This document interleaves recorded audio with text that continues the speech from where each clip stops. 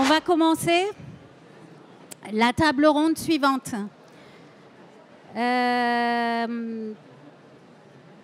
Bonjour, bienvenue. Bienvenue sur le stand de l'Ordre national des architectes avec le slogan « Un maire, un architecte ». Nous sommes faits pour nous entendre. Bon, c'est effectivement un peu provocateur, mais c'est fait avec beaucoup d'amour. Finalement, c'est une collaboration qui est récurrente et nous avons pris il y a quelques années la décision de montrer la preuve par l'exemple, les opérations réussies à travers ces collaborations, mais aussi effectivement les collaborations qui ont pu naître grâce à la commande, parce que l'architecture, c'est aussi l'art de la commande. Et ici, c'est vraiment, on a un projet qu'on va vous montrer qui démontre cela. J'accueille donc pour ça Lola Davidson, la directrice du programme Engagé pour la qualité du logement, auquel l'Ordre des architectes est partenaire. Et Lola va nous expliquer par la suite de quoi il s'agit. Nous avons Madame le maire de l'Heureux, donc Madame Chantal Pétard-Voisin, qui va nous expliquer ce projet participatif, d'habitat participatif et comment la volonté d'un maire peut rendre possible de telles opérations. Nous avons la chance d'accueillir un habitant donc, de ces habitats participatifs, Maëlle Gaudy, qui va nous expliquer cette aventure et assez vertueuse de comment ils ont décidé de faire ça. Et notre architecte, donc Charlotte Martin, qui va décrire un peu comment elle a réussi à accoucher de ce projet, qui va bientôt se terminer. La réception est prévue pour fin novembre et fin janvier. Bon, ça a été prolongé depuis tout à l'heure. Pardon. Fin janvier. Et tu vas nous expliquer tout ça. Donc, je donne la parole à Lola, qui va nous expliquer Engagé pour la qualité du logement, tout le programme. Merci. Merci Marjane. Bonjour à toutes et tous. Donc effectivement, ce projet qu'on va regarder est lauréat d'un programme qui s'appelle Engagé pour la qualité du logement de demain et qui est issu d'un appel à manifestation d'intérêt qui a été lancé par le ministère de la Culture et le ministère du Logement fin 2021 pour essayer de... Est-ce que je peux changer la slide? Ah non. Ils sont après? C'est pas grave. Donc, c'est un programme porté par deux ministères conjointement pour essayer de travailler sur la question de la qualité d'usage et la qualité architecturale dans la transition écologique à coût maîtrisé. Et donc, a été lancé cette AMI fin 2021 et 97 projets ont été désignés lauréats par un jury national en mars 2022, dont fait partie le projet Villageois. Et ce qui est important de retenir dans ce programme, c'est que tous les projets devaient candidater avec un attelage collectivité locale, maîtrise d'ouvrage, maîtrise d'œuvre et une dimension recherche. Et l'intérêt, c'était vraiment de pouvoir associer l'ensemble de ces acteurs sur la réflexion sur la qualité d'usage et la qualité architecturale, aussi bien dans des territoires métropolitains que périurbains et ruraux, et aussi bien en France hexagonale que dans les Outre-mer. Donc là, on a un cas pratique, effectivement, dans l'Heureux, sur l'habitat participatif et comment ça a été réalisable. Est-ce que Madame Pétard-Voisin, vous voulez bien nous expliquer comment vous avez eu la volonté de faciliter ce projet, comment vous avez eu vent de cela? Je pense que vous pouvez aussi nous expliquer un peu les caractéristiques de votre commune, combien vous êtes, etc. Merci. Alors, bonjour à tous et à toutes. La commune d'Heureux, c'est une commune périurbaine à 10 km à peu près de Rennes, donc qui fait partie de Rennes Métropole et qui développe beaucoup d'habitats puisqu'il y a une forte demande. La métropole accueille 5000 habitants supplémentaires tous les ans qui se répartissent sur les 43 communes de Rennes Métropole. Donc l'Heureux, au dernier recensement, c'était 9 904 habitants donc en janvier 2022. Donc officiellement, nous sommes 9 735 ou 75, je ne sais plus, mais dans la réalité, nous sommes certainement 10 000 habitants puisqu'on a des livraisons de logements régulières. Le projet dont on parle se situe dans la ZAC de la Trémelière, qui est une ZAC qui a démarré en 2008 et qui prévoyait à terme 1200 logements et qui pourrait arriver à 1300 et quelques logements, puisque nous avons voté récemment un plan local de l'habitat pour lequel nous nous sommes engagés à densifier les extensions urbaines. Donc le prochain îlot jardin, puisque là on parlera de l'îlot jardin 3, mais le 4e îlot jardin sera un petit peu plus dense que celui-ci. Voilà pour les caractéristiques de la commune. C'était une ancienne cité jardin. C'est tout à fait la cité jardin développée par Gaston Bardet, parce que l'Heureux, c'est 900 habitants dans les années 50. 10 000 maintenant, vous voyez un petit peu comment ça a pu progresser. Et donc le maire, dans les années 60, qui était un boulanger, il n'y avait pas Internet à l'époque, il voyait bien que le premier lotissement qui s'était développé suite à l'arrivée de l'usine Citroën à Rennes n'était pas très joli architecturalement. Donc il lisait beaucoup, il avait découvert ce concept de cité-jardin porté par Gaston Bardet, qui n'avait jamais mis en œuvre sa théorie et qui l'a mise en œuvre au Heureux, puisque le maire Jean Châtel a ramené dans ses bagages quelque part. Il est allé à Bruxelles chercher Gaston Bardet, il l'a ramené. Gaston Bardet a vécu 10 ans au Heureux et il a construit 3 lotissements qui dont les futurs urbanistes se sont inspirés pour garder cet esprit de la cité-jardin où le végétal a autant d'importance que le bâti. Et où on a développé beaucoup de pistes. C'est une ville aussi très marchable puisqu'il y avait les quartiers sont tous reliés par des sentiers piétons. Avant votre arrivée, notre architecte nous expliquait que votre rôle a été essentiel pour la faisabilité de cette affaire, parce qu'effectivement il y avait 3 parcelles. Je vous laisse expliquer peut-être cela. Alors, on est dans une ZAC qui est gérée par la Société d'économie mixte territoire. Et donc, forcément, à un moment, on a des lots collectifs avec des collectifs et puis des lots individuels.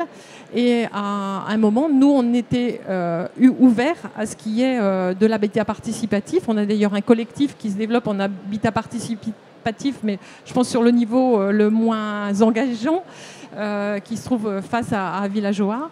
Et donc, on avait déjà un petit groupe qui souhaitait faire de l'habitat participatif, qui était déjà constitué, mais qui avait du mal. Donc, on leur a aussi attribué des parcelles.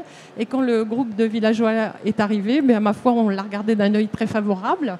Parce que d'abord, ils avaient une idéologie qui nous plaisait. Ils partaient sur de l'habitat écologique. Ils partaient sur l'idée de peu utiliser la voiture, de se déplacer à vélo, de jardiner. Ça, vous le redirez sans doute mieux que moi, Maëlle. Et donc, ça correspondait aussi à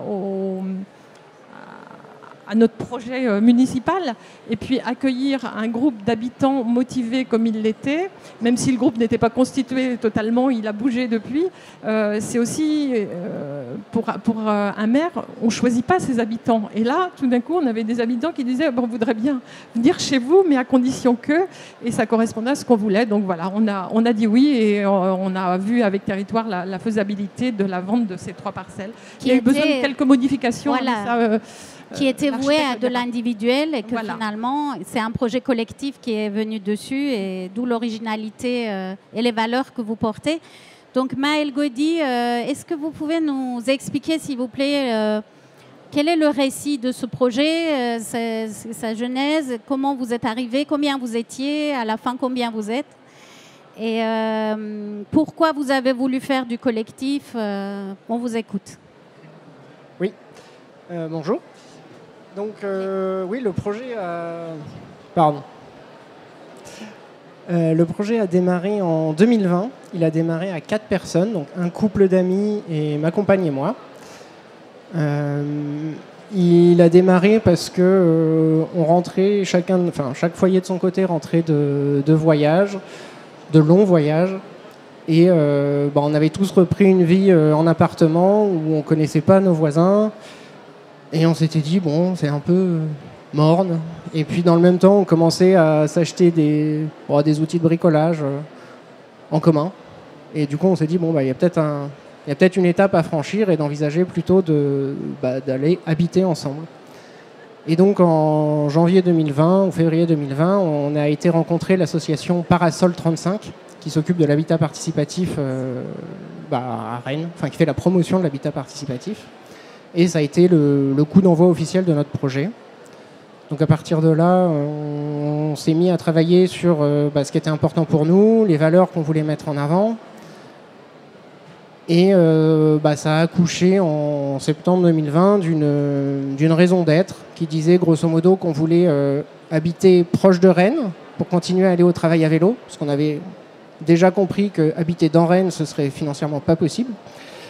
Et on voulait un terrain pour faire un jardin potager. Voilà donc pour l'idée de base. Et à ce moment-là, c'est là où on a commencé aussi à s'ouvrir au recrutement, si je puis dire. En tout cas, à la recherche de foyers pour nous rejoindre. Et donc notre idée, c'était d'être 4 foyers à ce moment-là. Donc on a diffusé une annonce sur nos réseaux sociaux, auprès des associations d'habitat participatif et auprès du Ouest France. Donc on a recruté comme ça 2 autres foyers. Et ensuite, on a commencé à chercher un terrain. Très bien. Et une fois que vous avez eu le terrain, il a fallu faire la programmation. Là, vous avez fait appel à un AMO, assistant maître d'ouvrage. C'est ça? Oui, c'est ça. Donc, qu'est-ce que vous lui avez donné comme base pour qu'il puisse vous concocter un bon programme? C'était quoi vos exigences? Vous pouvez parler des communs, des matériaux. Oui, alors ça, c'était surtout son travail, en fait, de faire émerger nos exigences. Pour la petite histoire, du coup, quand même, l'AMO, c'était une demande de territoire et développement. C'était quelque chose qu'ils nous ont imposé pour nous accorder la parcelle. C'était d'avoir un accompagnateur professionnel. Très bien. Bon, c'était pas une grosse contrainte parce que c'était déjà prévu pour nous. Et du coup, ça a été des réunions de travail avec lui, via des systèmes de jeu, de brainstorming, de mise en commun d'idées. Et donc, c'est lui qui a fait émerger tous les besoins, qui a pu classer les besoins qu'on avait, voilà, pour faire aussi des premiers choix, un premier tri qui serait communiqué ensuite à l'architecte maître d'œuvre. Ce que j'ai constaté, c'est que dès le départ, vous aviez une envie de mise en commun d'outils, par la suite mise en commun de jardins. Donc il y avait quand même quelque chose dans le partage qui était dans vos idées de départ. L'autre originalité de ce projet, c'est la densité, c'est-à-dire que vous aviez 3 parcelles, vous n'avez pas voulu faire 3 maisons individuelles côte à côte, mais vous êtes parti d'un bâtiment dense, collectif. Et vous avez su faire le tri dans ce qui peut être individuellement servi dans l'appartement et ce qui sera mis en partage. Donc je pense qu'il a réussi à sortir ça, mais n'hésitez pas à compléter s'il en manque. Oui, le bâtiment compact, c'était le pendant du jardin. En fait, notre objectif, c'était d'avoir le jardin le plus grand possible. Et donc, sur une parcelle de 1000 m², c'était de réduire l'empreinte du bâtiment le plus possible. Donc, on a des logements qui ne sont pas très grands et on a les communs qui permettent de mutualiser, de mutualiser des choses pour réduire encore cette taille de logement. Et comment vous avez trouvé Charlotte Martin, architecte, et son associée, voilà, qu'elle va nommer? Comment vous vous êtes retrouvés? Oui, je tiens à dire qu'on était donc 2 architectes associés, avec Cécile Gaudin aussi, elle, qui est vraiment spécialisée dans les habitats participatifs. Et effectivement, donc l'AMO qui vous a aidé aussi à faire l'appel d'offres, à constituer le dossier en fait pour nous les architectes, pour qu'on ait des données tangibles, un programme très construit. Je ne sais pas si tu veux en parler. Oui, mais c'était dans la mission. Dans le choix, qu'est-ce qui a fait que vous avez retenu par exemple? Du coup, on avait lancé un appel d'offres. Oui, on avait eu 3 propositions d'architectes et ce qui a fait la différence, ça a été la personnalisation de la réponse. On a eu une réponse de la part de Cécile Echarotte qui était beaucoup plus en adéquation avec ce qu'on demandait. Et aussi, il y avait la possibilité, Cécile Echarotte était moins fermée aux matériaux traditionnels que d'autres réponses qu'on avait eues.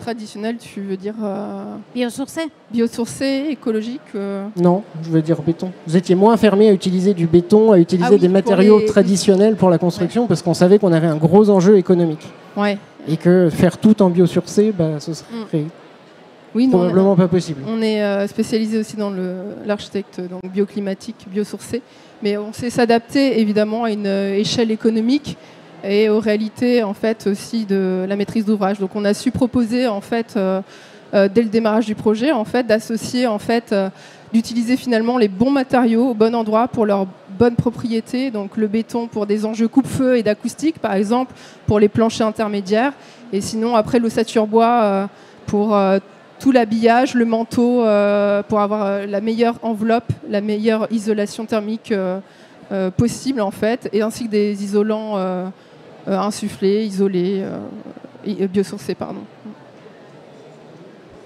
Est-ce que maintenant vous voulez nous présenter un peu peut-être votre partie de comment vous avez pu répondre à cette demande exigeante, sachant qu'effectivement c'était en 2020 et on disait que les taux d'emprunt étaient augmentés et les taux des matériaux aussi. La question économique elle était centrale effectivement puisque on sortait du Covid. Il y avait aussi la guerre en Ukraine qui a fait que certains coûts en fait ont été augmentés. Donc on a dû à un moment donné aussi se poser avec la maîtrise d'ouvrage et arbitrer en fait sur les endroits où on allait mettre de l'argent, les endroits où on allait en enlever et trouver des solutions économiques. Donc ça sur des propositions de notre part, la maîtrise d'ouvrage après avait les clés et les outils en fait pour faire les choix pour leur projet en fait. C'est ça. Il y avait aussi l'augmentation du taux d'intérêt à cette époque qui augmentait et qui a pu mettre aussi un petit peu en péril le projet à un moment donné puisqu'elle était stoppée pendant 6 mois. Tu peux peut-être en parler, ça, du rapport avec la banque, le fait du déblocage des prêts qui a été un peu compliqué malgré le montage en fait, juridique que vous avez fait. Oui, la question de l'argent, ça a été central effectivement entre le moment où on a commencé à démarcher les banques et le moment où les prêts ont été signés. Il s'est écoulé 1 an.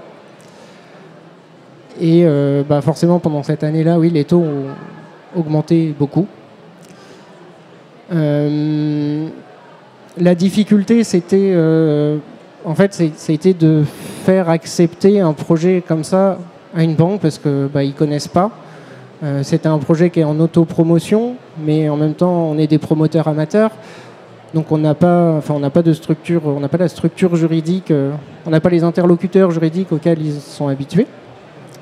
Donc on s'était fait accompagner effectivement pour ça, pour créer des statuts de société. Donc on a créé une société, mais ça suffisait pas dans un premier temps. Et il a fallu impliquer, on avait impliqué l'AMI à un moment pour avoir une lettre de recommandation. On a impliqué les élus de Rennes, l'élu au logement de Rennes, pour réussir à débloquer une situation qui était plutôt verrouillée avec une banque. Très bien. Oui, moi je tiens quand même à dire que même si vous n'êtes pas professionnel, vous êtes formé, vous avez été chercher en fait les professionnels pour vous aider. Et en fait, nous, c'est vrai qu'à l'appel d'offres, on avait déjà un groupe qui était extrêmement bien formé, qui avait connaissance déjà de son rôle, même si on en a rediscuté pour recadrer les missions et que les rôles de chacun soient bien définis. Mais c'est vrai que vous êtes une maîtrise d'ouvrage qui a conscience en fait des enjeux de demain en fait sur le plan de la construction, sur le plan des enjeux climatiques et qui a su c'est ça en fait, se former au fur et à mesure et être force de proposition sur un programme très clair quoi. Ouais. La philosophie aussi de votre projet nous a beaucoup plu. Le fait de travailler sur la densité, le fait de vouloir travailler sur des matériaux biosourcés, ça c'est des enjeux sur lesquels nous on est extrêmement sensibles en fait. Comment vous avez traduit tout ça finalement? Parlez-nous du projet, à quoi ça ressemble. Je peux parler aussi de la démarche participative. Oui. Parce qu'effectivement, il y a une démarche en plus. On a effectivement répondu à une mission de base d'architecte complète, mais on a aussi répondu à un appel d'offres complémentaire concernant une mission de démarche participative dans laquelle on a accompagné les habitants, pas seulement sur les phases classiques, mais aussi sur de la formation finalement un petit peu, où on a donc fait visiter des chantiers pour se rendre compte des matériaux, de qu'est-ce qui existe, que ça donne dans le réel, des dispositifs spatiaux existants qu'on peut mettre aussi en place dans notre projet. On a fait aussi des jeux de cartes pour aussi avoir une meilleure connaissance en fait du programme et puis avoir de la matière, nous architectes en fait aussi pour concevoir. Donc on met en place comme ça plusieurs ateliers au fur et à mesure de la conception pour avoir la matière et en même temps pour sensibiliser le maître d'ouvrage. Pendant la phase chantier aussi, le groupe va visiter en fait le chantier à des phases clés du projet. Donc comme ça, ils ont connaissance de comment est fabriqué leur projet, comment il est constitué, les différentes étapes d'un projet. On est aussi allé visiter en fait le charpentier qui a fabriqué en fait tout le manteau en ossature bois. Donc en fait, les habitants ont pu voir leur projet en préfabrication à plat dans les bâtiments. Donc ça aussi, c'est intéressant de pouvoir voir ça. Enfin, je ne sais pas comment vous l'avez vécu, mais voilà. Ceux qui sont allés ont aimé. Après, c'est vrai que ça demande beaucoup de temps. Et c'est vrai que cet engagement, vous, de votre côté, vous l'avez depuis le début, quoi. Ouais. Et puis, cet engagement vous réunit aussi, je pense, en tant que groupe. Vous a permis de mieux vous connaître aussi, de vous découvrir avec le temps. Non, je pense que ça permet de souder aussi votre... Oui, ça faisait partie au moment où on a démarré le projet de se dire qu'on allait connaître nos voisins. Bon, là, on est au-delà de la connaissance des voisins. On est un groupe d'amis maintenant parce que pendant 2 ans, on se réunissait, on faisait une réunion toutes les semaines, en visio en semaine, plus un dimanche toutes les 2 semaines de travail. Donc forcément, oui, les liens sont forts maintenant. Et voilà, ou sinon au niveau du projet, vous avez des petites photos derrière nous, donc du projet dans son contexte actuel. Ça, c'est les photos de la semaine dernière. Donc on est vraiment dans un contexte de ZAC où tout est neuf, où on a un mélange de collectif et de maisons individuelles. Donc c'est intéressant parce que finalement sur la photo en haut à droite, on voit vraiment le lien que fait le projet entre du collectif et de l'individuel. Donc finalement, on n'est pas beaucoup plus haut que de l'individuel, hein, en fait, en étant vraiment dense. Et puis après, on a deux ailes qui s'articulent autour d'une cage d'escalier centrale et ouverte. Aussi, tous les communs et les accès en fait ont été faits ouverts sur l'extérieur, mais couverts quand même, pour aussi, ça c'est une solution économique finalement. Oui, 5 logements. Donc là on a 5 logements plus des communs. Donc les communs, ça va être buanderie commune, salle commune, bureau aussi commun. Et il y a un atelier vélo ici, qui est en limite de parcelle, qui a été construit par les habitants. Donc nous, on a été vraiment en charge du bâtiment. Ouais. D'accord. Lola, est-ce que tu peux nous expliquer pourquoi ce projet fait partie des projets lauréats et quelle était son originalité et quels sont les freins aussi que vous avez pu relever par la suite en les accompagnant? Alors le jury, au moment de la sélection des lauréats, a effectivement sélectionné ce projet pour 2 choses. La dimension, de portage en autopromotion. Donc effectivement, pour voir un des enjeux qu'on avait avec ce programme, c'était aussi de pouvoir regarder les propositions qui pouvaient être faites en termes de ce que nous on appelle maîtrise d'ouvrage non conventionnelle ou non professionnelle. Et explorer aussi avec elles les difficultés qu'elles peuvent rencontrer, et ça a été le cas. C'est les aléas du direct. Et donc effectivement, quand on est un groupe d'habitants en autopromotion, ce qu'on a pu constater, et ce n'est pas les seuls dans ce cas-là, c'est une difficulté d'accès au financement. Maëlle nous en a parlé, avec des statuts juridiques qui, même s'ils sont complètement dans les clous de la loi, restent des statuts qui n'engagent pas beaucoup les banques, on peut le dire comme ça, et pour lesquels il y a vraiment un effort à mener, et c'est le travail aussi qu'on fait là aujourd'hui dans la remontée justement de ces freins à l'échelle du programme, pour pouvoir mieux accompagner ces porteurs de projets, aussi bien en coopérative, en SCIA, en société coopérative d'intérêt collectif, enfin toutes ces structures juridiques qui peinent à rencontrer la confiance du secteur bancaire et qui freinent vraiment grandement ces opérations. Donc ça, c'était un des premiers sujets. Puis il y avait aussi cette volonté de bâtir écologique, donc de rentrer dans la transition écologique en ayant une compacité et une certaine densité sur la parcelle, pour aussi proposer de la pleine terre et du jardin, et ce travail de conception collective avec l'architecte qui nous semblait évidemment intéressant, et sur lesquels aujourd'hui, dans du périurbain, donc dans des schémas de ZAC, nous semble être au-delà de juste des projets en autopromotion, des formes architecturales et des démarches qui peuvent être répliquées sur d'autres terrains. Oui, la réplicabilité, effectivement, était un des critères, mais c'était aussi le fait de...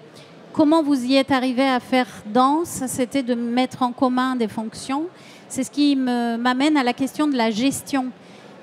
Comment est-ce que vous envisagez la gestion de ces communs, le bureau par exemple, qui a le droit quand de l'utiliser, comment vous allez gérer ça entre vous, les outils, etc. Pour le bureau, c'est facile. Il n'est accessible que depuis 2 logements, et donc il n'est en commun qu'entre ces 2 logements. Non, 2. Et bon, ils ont chacun leur porte et ils font ce qu'ils veulent dedans. Pour le reste, c'est plutôt encore en phase d'exploration. C'est-à-dire qu'on verra quand même une fois qu'on y sera, mais bon, après l'idée c'est pas forcément d'avoir toutes les règles déjà décrites sur les utilisations, mais de faire au fur et à mesure. Donc il faut qu'on se donne rendez-vous l'année prochaine pour voir dans quel état d'amitié vous êtes entre vous. Oui, pas de problème. Très bien. Les surfaces des espaces communs, qu'est-ce que ça représente à peu près ?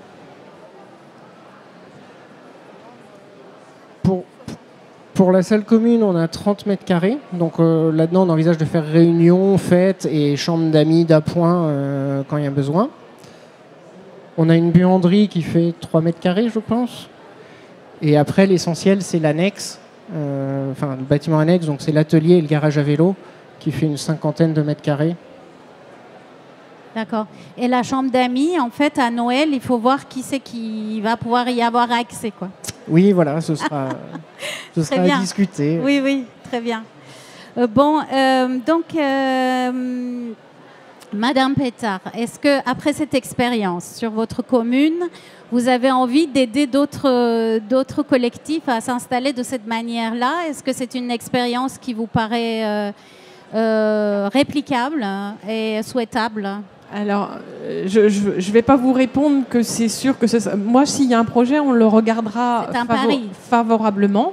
Et c'est vrai que pour le prochain îlot jardin, comme on a densifié, on a moins de logements libres, de l'eau libre, pardon. Donc, il faudra vraiment y regarder de près parce qu'il y a une forte demande pour les lots libres. Donc, on y regardera de près. Mais bon, la commercialisation n'est pas lancée. Pour l'instant, on n'a pas de demande. En tout cas, s'il y en a une, on la regardera très favorablement. Et je trouve que on n'a pas parlé vous avez parlé des freins bancaires, mais on avait un autre groupe et L'autre groupe, pour finaliser leur projet, il fallait être 7. Ils n'ont jamais dépassé les trois candidats. Donc on voit bien que c'est complexe. Et moi je dis bravo à Villajoa d'avoir réussi, d'avoir passé toutes ces étapes. Et moi je leur dis aussi bienvenue dans la commune, parce qu'avoir un petit collectif de citoyens engagés comme eux, parce que je pense qu'une fois qu'ils seront là, ils seront assez participatifs, ou alors je me trompe beaucoup. Donc c'est toujours intéressant pour une commune. Et ça augure bien, je pense, du dynamisme qui pourra parler. Mais voilà, s'il y a un autre projet, on le regardera de manière bienveillante. Ça peut être aussi sur un collectif, parce qu'on aura beaucoup de renouvellement urbain. On est parti beaucoup sur du renouvellement urbain. Et là aussi, on pourrait imaginer un peu d'habitat participatif. Je pense que ça peut avoir toutes les formes. Je ne les imagine pas encore, mais je pense qu'il y a certainement d'autres formes possibles encore. Moi, en tout cas, j'ai retenu 2 choses sur cette opération. C'est que les opérations d'autopromotion, finalement, contrairement à ce qu'on peut prétendre, ça ne veut pas dire que se passer entièrement d'intermédiaires. Effectivement, ça réduit le nombre d'intermédiaires, on enlève la phase de commercialisation ou autre, mais il a fallu quand même faire appel à des professionnels, être accompagné par un architecte pour pouvoir construire. Et ça, il ne faut pas se méprendre et savoir qu'effectivement, c'est un métier là, de construire, et il faut savoir ce qu'on veut, être exigeant, faire une belle commande, mais après se faire accompagner par un AMO et un architecte pour y arriver. Et deuxième chose que j'ai retenue, c'est qu'il faut utiliser le bon matériau au bon endroit, et qu'il a fallu répondre à une équation économique tout en étant respectueux de l'environnement. Et vous êtes en train d'y arriver en ayant changé les planchers en bois en planchers en béton. On en parlait tout à l'heure, mais qui répondent aussi à certaines exigences acoustiques, mais tout en gardant effectivement le bois, les structures. Et ça veut dire qu'on ne peut pas être peut-être jusqu'au boutiste, mais déjà si étape par étape on avance dans cette exigence environnementale, on fera de mieux en mieux. En tout cas, merci beaucoup. Merci pour votre participation, de vous être déplacés jusqu'ici. On pense vraiment que ces projets-là méritent d'être connus. Ça donnera peut-être envie à d'autres d'entreprendre ce type d'opération. Et on vous souhaite bon courage pour la fin du chantier. Je précise qu'ils sont vaillants, ils vont faire les finitions eux-mêmes. Donc, raison de plus pour qu'on les revoie l'année prochaine pour voir comment ça s'est passé. Très bien, merci beaucoup. Merci.